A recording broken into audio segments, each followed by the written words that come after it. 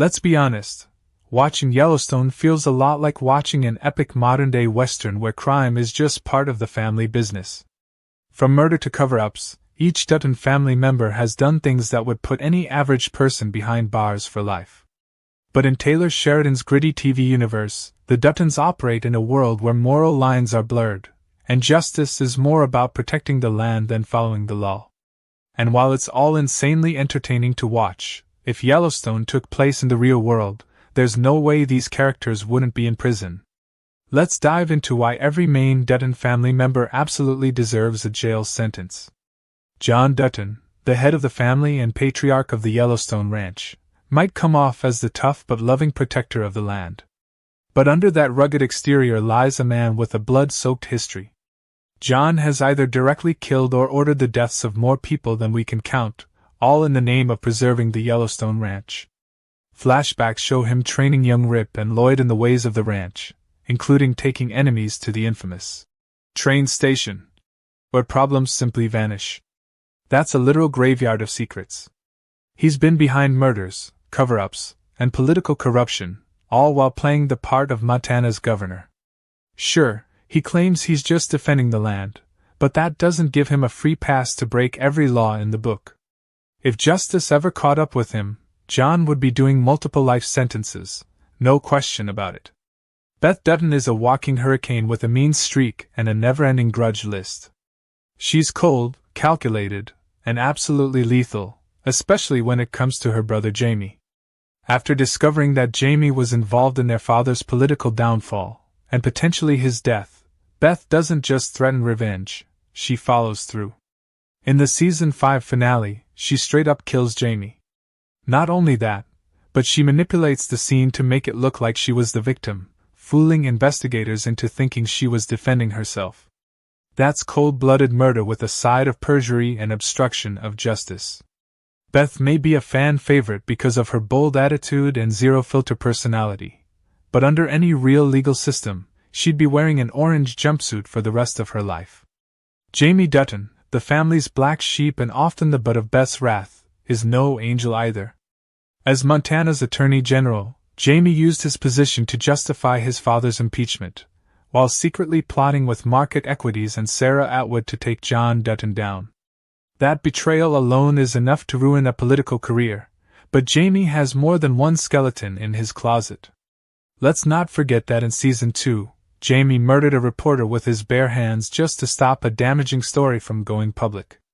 If that's not enough, he later killed his biological father, Garrett Randall, execution-style at a creek. Jamie is a prime example of someone who should have been locked up long ago, but instead, he kept climbing the political ladder, until Beth finally took matters into her own hands. Even though Jamie won't face trial because he's now dead, the things he did were criminal in every possible way. Case Dutton, the more soft-spoken and seemingly level-headed son, often feels like the good guy of the family. But don't be fooled, he's got a body count too. Case's time as a Navy SEAL and later a livestock agent means he's no stranger to violence. After his son Tate is kidnapped, Case goes full vigilante. Instead of following legal protocol, he tracks down the kidnappers and kills them without a second thought. While many might say it was justified, the truth is, it was extrajudicial murder. That wasn't his only offense either. In Season 1, he shot and killed the men responsible for abducting a Native American girl. Though his actions saved a life, it was still a shoot-first-ask-questions-later scenario, and the law doesn't make exceptions just because someone has good intentions.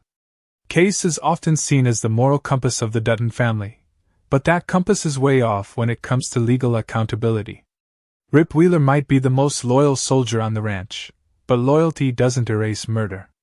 From the start, Rip has done John Dutton's dirty work, and he's become the ranch's go-to guy for problem-solving via violence. One of the most disturbing flashbacks shows a young Rip killing a fellow ranch hand, Rowdy, during an argument in the mountains. Rowdy made a lewd comment about Beth, and Rip reacted violently. During their fight, Rowdy pulled a knife, and Rip struck him in the head with a rock. It wasn't just a scuffle, it turned deadly. Rip panicked, got John, and together they dumped the body at the train station. This wasn't about defending the ranch, It was about protecting Beth's honor, sure, but killing someone over a crude comment. That's murder, plain and simple. And that's just one example. Throughout the series, Rip has been involved in countless other killings, all swept under the rug with no consequences.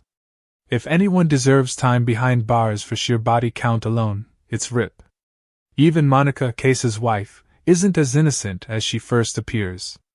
In the early seasons, she tries to stay away from the Dutton family's violent legacy, making it clear she wants nothing to do with their lawless ways.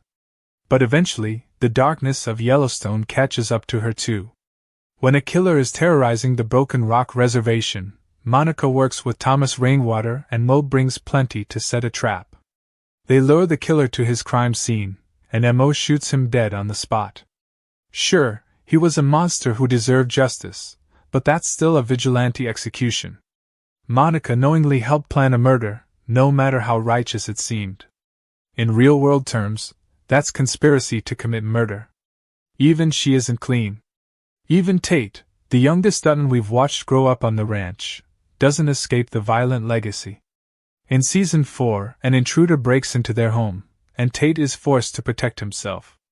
While some might chalk it up to self-defense, it's still a traumatic experience that puts him in the same cycle of violence as the rest of his family.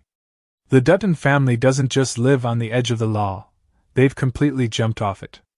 The ranch might be their legacy, but it comes at the cost of morality, legality, and human lives.